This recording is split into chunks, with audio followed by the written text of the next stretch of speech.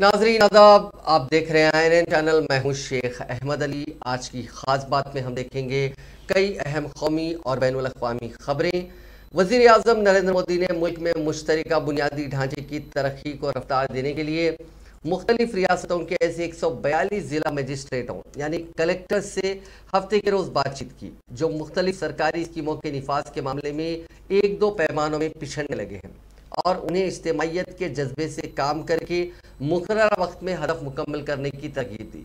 वज़ीर आज़म ने video conferencing के जरिए उन ज़िला मजिस्ट्रेटों से बातचीत की और उन्हें ख्वाहिशमंद अजला में तरक्की के लिए जिस है उसके बारे में मालूमात दी। मोदी ने कहा कि जब दूसरों की ख्वाहिश अपनी ख्वाहिश बन जाती है, जब दूसरों के ख्वाबों की तकमील ही हमारी कामयाबी का पैमाना बन जाए, तो फिर वो फर्शनासी तारीख रकम करती है। आज हम मुल्क के ख्वाहिशमंद अजला में यही तारीख रकम होते देख रहे हैं। आज ख्वाहिशमंद अजला मुल्क को आगे बढ़ने में रुकावटों को खत्म कर रहे हैं।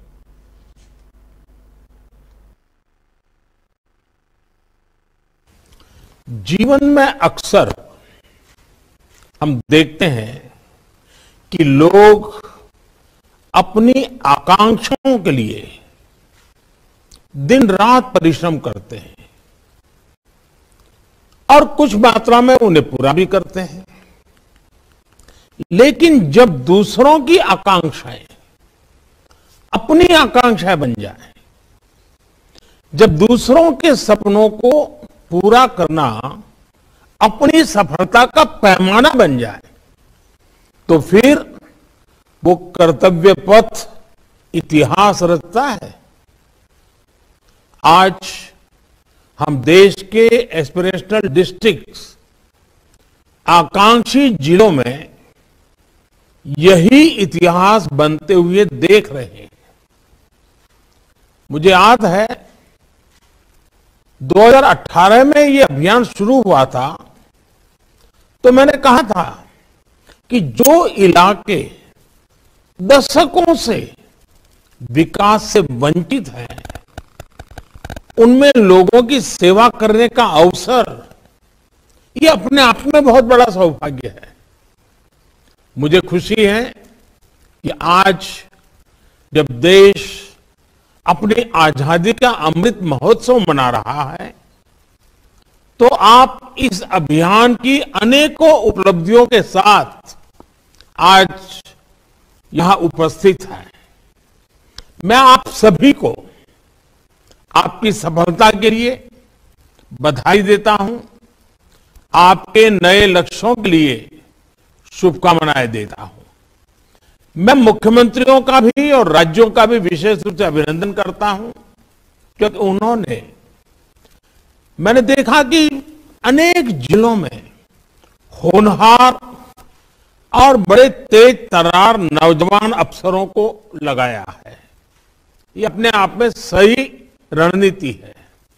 उसी प्रकार से जहां वैकेंसी थी उसको भरने में भी प्रायोरिटी दी है। तीसरा मैंने देखा है कि उन्होंने टेन्योर को भी स्टेबल रखा है, यानी एक प्रकार से एस्पिरेशनल डिस्ट्रिक्ट में होनहार लीडरशिप, होनहार टीम देने का काम मुख्यमंत्रियों ने किया है। आज शनिवार है, छुट्टी का मूड होता है, उसके बावजूद भी सभी आदरणीय मुख्यमंत्री समय निकाल करके इसमें हमारे साथ जुड़े हैं। आप सब भी छुट्टी मनाए बिना आज इस कार्यक्रम में जुड़े हैं। ये दिखाता है कि एस्पिरेशनल डिस्ट्रिक्ट का राज्यों के मुख्यमंत्रियों के दिल में भी कितना महत्व है। वे भी अपने राज्य में इस प्रकार से जो पीछे रह गए हैं, उनको राज्य की बराबरी में लाने के लिए जुनूबी मुंबई के तारदेव इलाके में वाक़ 20 मंजिला फलकबोज इमारत कमला बिल्डिंग में हफ्ते की सुबह तकरीबन 7:30 बजे आग लगने से 7 अफराद हलाक और 15 जख्मी हो गए। इत्तलात के मुताबिक जख्मियों को मकामी भाटिया और सरकारी BL नायर अस्पताल में दाखिल किया गया। डॉक्टरों के मुताबिक 3 अफराद की हालत तशवीशनाक है, जिनका इलाज ICU में किया जा रहा है, जबकि दीगर 12 की हालत मुस्तकम है। नायर अस्पताल के डॉक्टर कौल ने बताया कि उनके अस्पताल में झुलसने वाले 4 अफराद को लाया गया था, जिनमें से 2 की मौत हो चुकी है, जबकि 2 की हालत मुस्तहकम है। मुंबई की मेयर किशोरी पेडनेकर ने बताया कि अस्पताल के लोगों ने मरीजों को कबूल करने से इनकार कर दिया था और मालूम किया जाएगा कि उन लोगों ने ऐसा क्यों किया। इस बारे में बीएमसी कमिश्नर को भी आगाह किया जाएगा। फायर ब्रिगेड की 13 गाड़ियां, वाटर टैंकर और दीगर साजो सामान मौके वारदात पर पहुंचे क्योंकि आग के शोले तेजी से 2 बालाई मंजिलों तक फैल गए थे, जिससे इमारत के मकीनों में खौफ और हरास फैल गया था। मुंबई की मेयर किशोरी पडेनकर रेस्क्यू और रिलीफ कामों की निगरानी के लिए मौके पर पहुंची थी। आग लगने की वजह की तफ्तीश की जा रही है। आग पर काफी मशक्कत के बाद काबू पाया गया।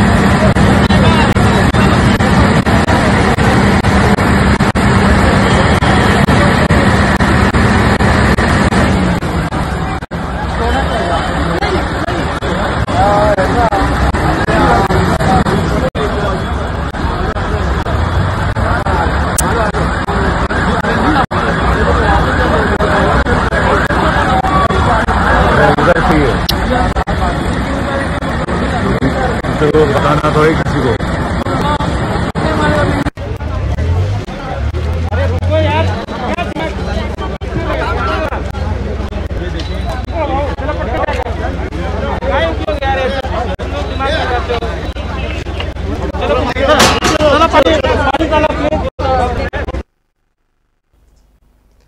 जुनूबी कश्मीर के जिले शोपियान के कल्लाबिल गांव में सिक्योरिटी फोर्सेस और जंगजुओं के दरमियान आज एक तसादुम हुआ। कश्मीर जोन पुलिस ने अपने एक ट्वीट में कहा कि कल्लाबिल शोपियान में सिक्योरिटी फोर्सेस और जंगजुओं के दरमियान तसादुम आराई शुरू हुई। ट्वीट में कहा गया कि पुलिस और सिक्योरिटी फोर्सेस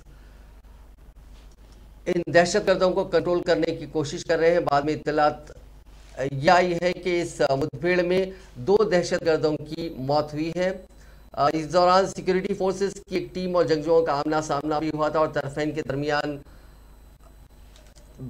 ये बाज़ाब्ता फायरिंग का तबादला हुआ। बताया जाता है कि मुहासरे में कम से कम 2 जंगजू फंसे हुए हैं। एक सरकारी सर्वर से हजारों हिंदुस्तानियों की जाती तफसीलात लीक हो गई हैं। मीडिया रिपोर्ट्स के मुताबिक ऑनलाइन तलाश में मुतअद्दिद नाम, मोबाइल नंबर, रिहायशी पते और कोविड टेस्ट की तफसीलात पर मुश्तमिल डेटा एक्सपोज हो चुका है। लीक होने वाली तफसीलात को साइबर क्रिमिनल्स ने राइट फोरम्स की वेबसाइट पर भी फरोख्त के लिए रखा है। इस तरह तकरीबन 20,000 हिंदुस्तानियों की जाती तफसीलात फरोख्त के लिए वेबसाइट पर जाहिर हो रही हैं। साइबर सिक्योरिटी के माहिर राजशेखर राजरिया ने ट्वीट करते हुए ये तफसीलात सरकारी मिल्कियत वाली CDN यानी कॉन्टैक्ट डिलीवरी नेटवर्क से लीक की जाने की बात की, जो डार्क वेब पर भी दस्तयाब है। और गूगल ने सर्च इंजनों पर दस्तयाब तकरीबन 9 लाख तफसीलात को इंडेक्स किया है। इन सबको फौरी तौर पर डी इंडेक्स करने की हिदायत दी गई है। ताहम IT डिपार्टमेंट ने अभी तक इस मामले पर कोई तबसरा नहीं किया है। रैपिड फोरम्स पर फरोख्त के लिए रखे गए नमूना दस्ता यानी सैम्पल डॉक्यूमेंट की तमाम तफसीलात को कोविन पोर्टल पर अपलोड करदा डेटा के तौर पर दिखा रहा है। कोरोना के दौर में हुकूमत ने बहुत सी चीज़ों के लिए डिजिटल टेक्नोलॉजी पर बहुत ज़्यादा इन्हिसार किया था। राजशेखर ने लोगों को फर्जी कॉलों और पेशकशों के खिलाफ चौकस रहने का मशवरा दिया। इसी दौरान मरकजी वजारत सेहत ने कहा कि कोविन पोर्टल से कोई डेटा लीक नहीं हुआ है। इस प्लेटफॉर्म पर मौजूद लोगों की तफसीलात महफूज हैं। कोविन पोर्टल में ना तो RT-PCR टेस्ट की रिपोर्ट है और ना ही लोगों की रिहाइश की तफसीलात जमा की गई हैं। वजारत ने एक बयान में कहा कि कोविन पोर्टल से डेटा लीक होने की इत्तलात है, लेकिन यह पोर्टल महफूज है और इसकी कोई तफसीलात बाहर नहीं गई है। मुसलमानों के खिलाफ नफरत अंगेज तकारीर और बयानात देने वाले स्वामी यति नरसिंहानंद की मुश्किलात में मजीद इजाफा हुआ है। पहले ही यति नरसिंहानंद को हरिद्वार पुलिस ने नफरत अंगेज तकरीरों के इल्जाम में गिरफ्तार कर लिया था और जुमेरात के रोज अदालत ने उन्हें जमानत देने से भी इनकार कर दिया था। ताज़ा तौर पर यति नरसिंहानंद के खिलाफ दस्तूर हिंद और सुप्रीम कोर्ट की तौहीन के इल्जाम का सामना है। सुप्रीम कोर्ट के खिलाफ यति नरसिंहानंद के मुबैना काबिल एतराज तबसरे के मामले में अदालत की तौहीन अदालत की कार्रवाई शुरू करने के लिए अटॉर्नी जनरल के वेणुगोपाल ने जुमे को अपनी मंजूरी दे दी है। मुंबई में मुकीम समाजी कारकुन शिशी नेली की जानिब से नरसिंहानंद के खिलाफ तौहीन अदालत की कार्रवाई की मांग करने वाले एक खत के जवाब में वेणुगोपाल ने कहा कि मैंने आपके खत और यति नरसिंहानंद के जरिए दिए गए बयानात की वीडियो देखी है। मेरे ख्याल में यति नरसिंहानंद का ये मुबैना बयान, जो लोग इस निज़ाम पर यकीन रखते हैं, इन सियासतदानों में, सुप्रीम कोर्ट में और फौज में सभी कुत्ते की मौत मरेंगे, सुप्रीम कोर्ट के विखार के साथ खिलवाड़ और उसकी तौहीन के ज़मरे में आता है। पंजाब के लुधियाना शहर में नूरवाला रोड पर बेहद गैर इंसानी मामला सामने आया है। मुस्लिम समाज की 6 महीने की बच्ची की लाश कब्रिस्तान में दफनाई गई थी, लेकिन 4 घंटे बाद ही वक्फ बोर्ड के ओहदेदारों और पुलिस ने लाश को जमीन से निकलवा लिया। यही नहीं, हुक्म भी दिया गया कि इसे कहीं और जाकर दफनाया जाए। खानदान ने इस हरकत की मुखालिफत करते हुए इसे मजहबी जज्बात के साथ खिलवाड़ बताया। मुतासरा खानदान का कहना है कि कब्रिस्तान की ज़मीन है और यहाँ पर पिछले 50 साल से मुसलमानों को दफनाया जा रहा है, मगर इस कब्रिस्तान पर कुछ दीगर लोग कब्जा करना चाहते हैं और इसी मंशा से यहाँ पर अब तदफीन नहीं होने दी जा रही है। 2 दिन पहले 6 माह की बच्ची उम्मे कुलसूम की मौत हो गई थी, जिसे दफनाने के लिए खानदान के अरकान नूरवाला रोड में वाक़ कब्रिस्तान में गए थे। बच्ची को वहां दफना दिया गया था, तभी वक्फ बोर्ड के ओहदेदार वहां पहुंचे और उन्होंने पुलिस में मामला दर्ज करवाने की धमकी देकर बच्ची की लाश को जमीन से बाहर निकलवा दिया और कहा कि इसे कहीं और दफनाया जाए। मुस्लिम खानदान का कहना है कि ये उनके मजहब के खिलाफ है और अफसरों ने ये बेहद बड़ा गुनाह किया है। इसकी वजह ये बताई जा रही है कि कुछ वक्फ बोर्ड के ओहदेदारों ने वहां पे लैंड माफिया के साथ डील कर ली है और वक्फ बोर्ड की ज़मीन को, इस कब्रिस्तान की ज़मीन को उनके हवाले करने पर रजामंदी जाहिर कर ली है। इसीलिए वहां तदफीन से रोका जा रहा है, यहाँ तक कि इस मासूम बच्ची की तदफीन होने के बाद उसकी लाश को खबर से दोबारा वापस निकलवाया गया। मुल्क में 5 इंतखाबी रियासतों में अभी रैलियों और मीटिंग्स पर बैन नहीं हटाया जाएगा। इलेक्शन कमीशन ने कोरोना के हालात के रिव्यू के बाद हफ्ते के रोज ये फैसला लिया है। कमीशन ने रैलियों मीटिंग्स पर बैन 31 जनवरी तक बढ़ाया है। 8 जनवरी को 5 रियासतों में इंतखाब की तारीखों का ऐलान के बाद इलेक्शन कमीशन ने 15 जनवरी तक रैलियों और मीटिंग्स पर रोक लगाई थी। कहा था कि रिव्यू के बाद फैसला लेंगे। 15 जनवरी को रिव्यू के बाद बैन 22 जनवरी तक बढ़ा दिया गया था। कमीशन ने बैन के साथ कुछ ढील भी दी है। इलेक्शन कमीशन ने डोर टू डोर कैंपेन के लिए लोगों की तादाद 10 कर दी है, पहले ये 5 थी। फेज 1 के लिए सियासी पार्टियां या उम्मीदवारों की मीटिंग की तय की गई खुली जगह पर 500 लोगों की लिमिट के साथ या गाइडलाइंस के मुताबिक ग्राउंड की कैपेसिटी का 50% की जा सकती है। ये 28 जनवरी से 8 फरवरी तक हो सकेंगी। फेज 2 के लिए ये छूट 1 फरवरी से 12 फरवरी तक रहेगी। इंडोर मीटिंग्स के लिए लोगों की लिमिट 300 या गाइडलाइंस के मुताबिक हाल की कैपेसिटी का 50% तय की गई है। वीडियो वैन का कैंपेन के लिए इस्तेमाल खुली जगहों पर किया जा सकता है। खुले मकाम पर वैन को देखने वाले 500 से ज़्यादा या गाइडलाइंस के मुताबिक जगह की कैपेसिटी से 50% से ज़्यादा नहीं हो सकते। इस दौरान ट्रैफिक और लोगों को कोई मुश्किल पेश नहीं आनी चाहिए।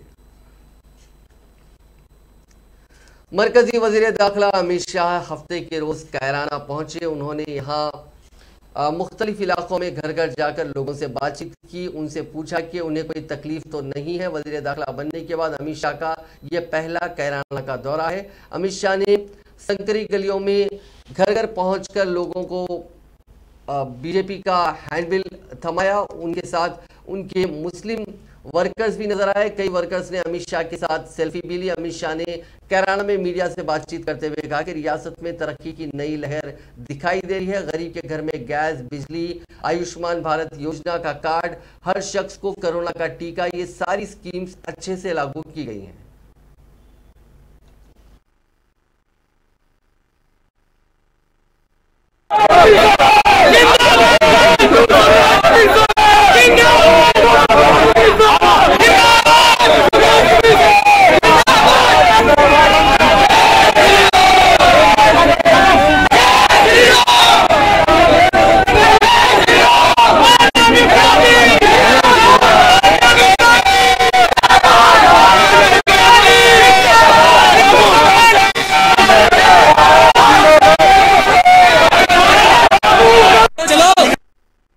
केराना 2014 जनवरी के बाद पहली बार आया हूं। केराना आकर आज का माहौल देखकर हृदय को बड़ी शांति मिलती है। उत्तर प्रदेश में 2014 के बाद देश के प्रधानमंत्री नरेंद्र मोदी जी ने उत्तर प्रदेश के विकास की धुरा को अपने हाथ लिया। 2017 में भारतीय जनता पार्टी की सरकार बनने के बाद योगी आदित्यनाथ जी मुख्यमंत्री बने और उन्होंने विकास की गति को और तेज किया। समग्र प्रदेश के अंदर विकास की एक नई उत्साह की लहर दिखाई दे पड़ती है।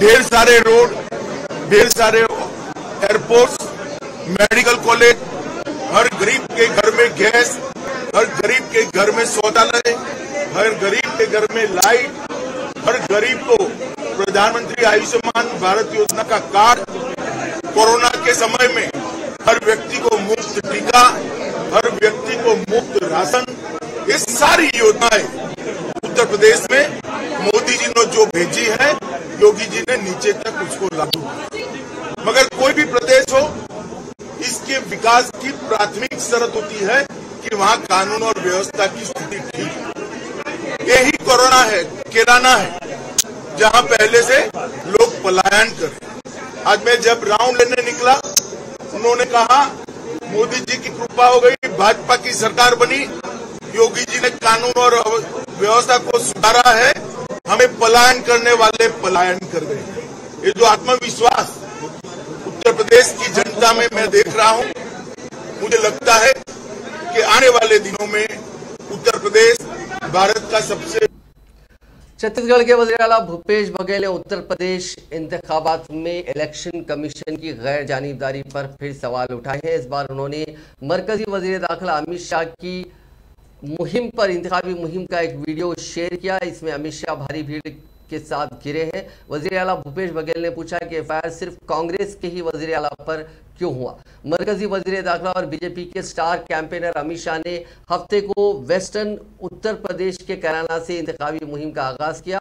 उन्होंने डोर टू डोर इंतखाबी मुहिम चलाई। इसी मुहिम से जुड़ी रिपोर्ट का वीडियो शेयर करते हुए वज़ीर आला भूपेश बघेल ने अपने ऑफिशियल सोशल मीडिया हैंडल से लिखा कि क्या अमित शाह की रैली में सिर्फ 5 लोगों के साथ डोर टू डोर कैंपेन की जा रही है? अगर नहीं तो फिर इलेक्शन कमीशन ने उन्हें इसकी इजाजत कैसे दी और उनके खिलाफ क्या कार्रवाई की गई है? कांग्रेस की जनरल सेक्रेटरी प्रियंका गांधी वाड्रा ने उत्तर प्रदेश असेंबली इंतखाबात में हालात बनने पर समाजवादी पार्टी को हुकूमत साजी में हिमायत करने का इशारा दिया। प्रियंका गांधी ने एक निजी न्यूज चैनल से बातचीत के दौरान इस बारे में पूछे गए एक सवाल के जवाब में कहा कि अगर ऐसे हालात बने तो मुझे नहीं लगता कि इसमें कोई दिक्कत होगी। इससे मुतालिक सवाल पर कि अगर एसपी कुछ सीटों से पिछड़ती है तो क्या कांग्रेस हुकूमत साजी में उनकी हिमायत कर सकती है? प्रियंका गांधी ने कहा कि अगर मेरे नौजवानों और खवातीन का एजेंडा नाफिज हो तो कर सकती है। प्रियंका गांधी ने इस गुफ्तगू में यह भी कहा कि वो आइडियोलॉजी की जंग लड़ रही है और उनका मकसद खवातीन को बाइख्तियार बनाना है। उन्होंने कहा कि हम बहुत मजबूती से लड़ रहे हैं, इख्तिदार मिलेगा या नहीं मैं इसकी पेशगोई नहीं कर सकती, लेकिन मैं ये कहना चाहती हूँ कि हमारी जद्दोजहद खवातीन और नौजवानों के लिए है। किसी न किसी को तो उनकी बात करनी पड़ेगी, ये सिर्फ इख्तिदार में आने का जरिया नहीं है। भर्ती प्रक्रिया में जो भरोसा टूटा है नौजवानों का, उसको एक बार फिर जागरूक करने के लिए जो प्रतियोगी परीक्षाएं हैं उनके फॉर्म भरने की जो फीस है वो कहीं भी नहीं लगेंगे, तो फीस पूरी तरह से माफ होंगी। परीक्षा देने के लिए जब बस ट्रेन से यात्रा करनी पड़ेगी वो भी मुफ्त होगी। एक जॉब कैलेंडर बनाया जाएगा, ये बहुत महत्वपूर्ण चीज है, क्योंकि जो जैसे मैंने कहा एक बहुत बड़ी समस्या है कि जब परीक्षाएं देते हैं तो साल भर के लिए रिजल्ट नहीं आता, उसका कट ऑफ चेंज हो जाता है परीक्षा देने के बाद, या फिर पेपर लीक होता है तो पूरी परीक्षा ही रद्द कर दी जाती है। तो इन समस्याओं को सुलझाने के लिए एक जॉब कैलेंडर बनाया जाएगा जिसमें परीक्षा की तारीख, इंटरव्यू की तारीख, रिजल्ट की तारीख, नियुक्ति की तारीख पहले से दर्ज की जाएगी। इसका कड़ाई से पालन करवाएंगे और इसके उल्लंघन पर जुर्माना किया जाएगा।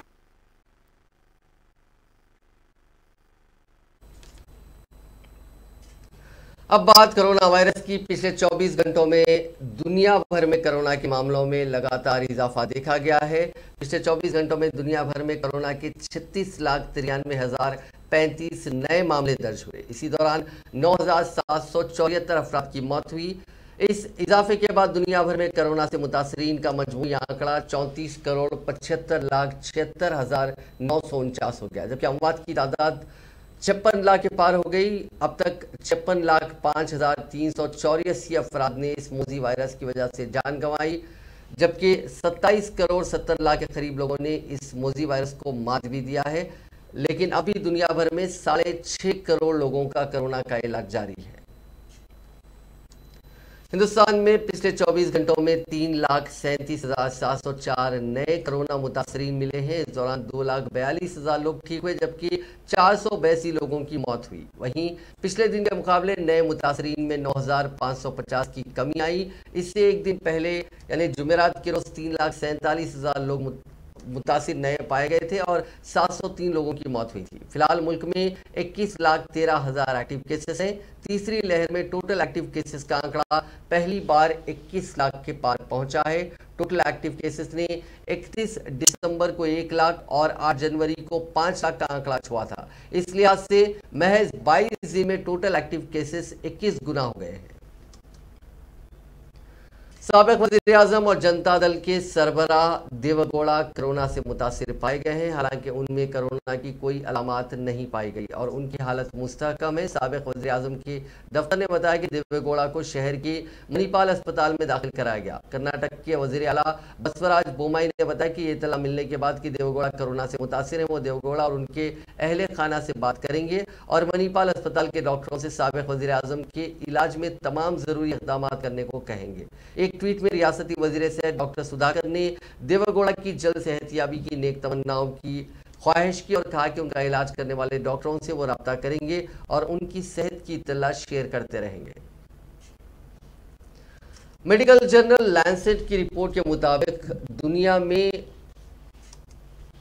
जो एंटीबायोटिक्स गोलियां हैं, माफ कीजिए, जो इन्फेक्शन की वजह से जो अमवात होती हैं, वो इन्फेक्शन अमवात का एक सबसे बड़ी वजह बन गई है। 2019 में दवाओं को बेसर करने वाले इन्फेक्शन से 13 लाख अमवात हुई थी। ऐसी सबसे ज़्यादा अमवात अफ्रीका में, जहाँ पे हर 1 लाख में 24 लोगों की मौत हुई है। साउथ एशिया में 1 लाख में ऐसी 22 अमवात दर्ज की गई हैं। अंधाधुन जो दवाएं इस्तेमाल की जाती हैं, वो दवाओं का यानी हम इसे कह सकते हैं कि दवाओं का रिएक्शन जो होता है, उस रिएक्शन की वजह से अमवात हो रही हैं। बहुत से लोगों पे ये दवाएं असर नहीं करती हैं क्योंकि बहुत से ज़्यादा वो लोग पहले से एंटीबायोटिक्स ले चुके होते हैं। लैंसेट में पब्लिश रिपोर्ट के मुताबिक साउथ एशिया में दुनिया की 25% एंटीबायोटिक्स का इस्तेमाल होता है।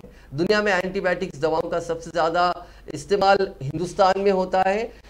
इंडियन मेडिकल काउंसिल की एक रिपोर्ट के मुताबिक एंटीबायोटिक्स का एक कोर्स 50 रुपये तक में हो जाता है। कई डॉक्टर्स बिना सोचे समझे एंटीबायोटिक्स दवाइयां लिख देते हैं। कोविड-19 वबा से हालात और ज़्यादा बदतर हो चुके हैं क्योंकि लोगों को गलतफहमी है कि एंटीबायोटिक्स से वायरस का इलाज मुमकिन है। इससे बैक्टीरिया के इन्फेक्शन का इलाज हो सकता है, लेकिन वायरस का मुमकिन नहीं है।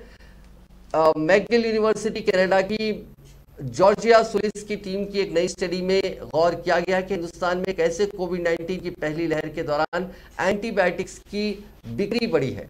अंदाजा है कि हिंदुस्तानियों ने एंटीबायोटिक्स की 24 करोड़ 7 लाख ज़ायद डोजेस का इस्तेमाल किया है।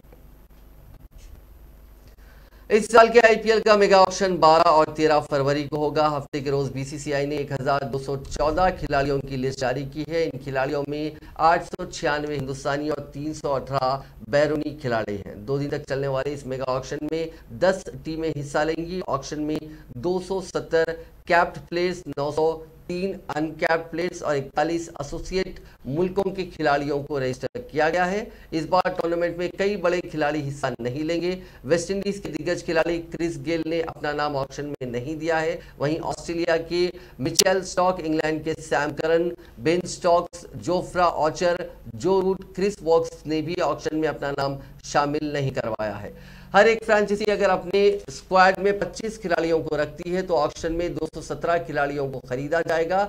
इनमें 70 बैरूनी प्लेयर्स के नाम होंगे। ऐसा माना जा रहा है कि सभी टीमें अपने खिलाड़ियों का कोटा पूरा करेंगी। ऐसे में बहुत हद तक मुमकिन है कि ऑक्शन में 200 से ज्यादा खिलाड़ियों के नाम पर बोली लगेगी। मेगा ऑक्शन के लिए जारी की गई 2 करोड़ की बेस प्राइस की लिस्ट में 49 खिलाड़ी हैं। इस लिस्ट में 17 हिंदुस्तानी हैं, जबकि 32 बैरूनी खिलाड़ी हैं। हिंदुस्तान की तरफ से रविचंद्रन अश्विन के अलावा श्रेयस अय्यर, शिखर धवन, ईशान किशन, सुरेश रैना के नाम लिस्ट में हैं। वहीं बैरूनी खिलाड़ियों में David Warner, Kagiso Rabada, Devin Bravo के अलावा Pat Cummins, Edmund Zampa, Steve Smith शामिल हैं।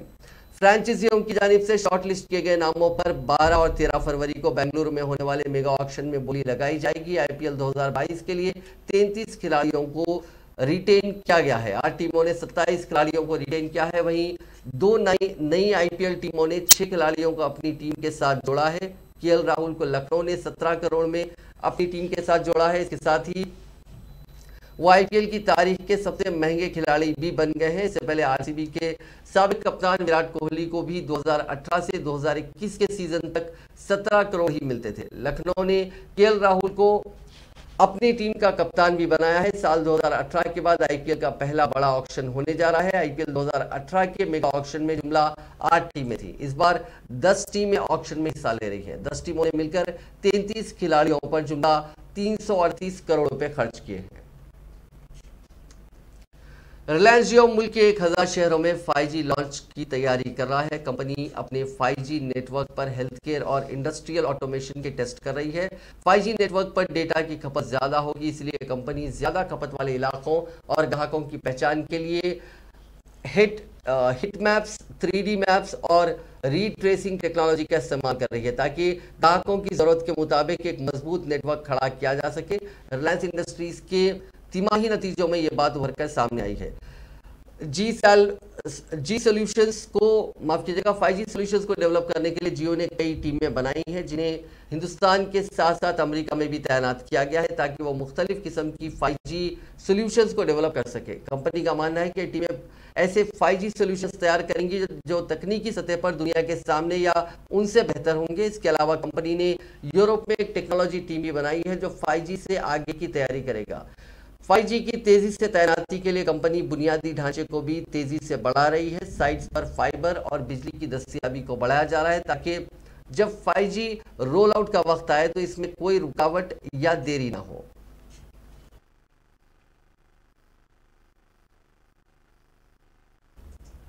क्रिप्टो करेंसी की कीमतों में भारी गिरावट आ रही है। इस वजह से इसका मार्केट कैप 75 लाख करोड़ रुपए घट चुका है। सबसे ज्यादा नुकसान बिटकॉइन को हुआ है।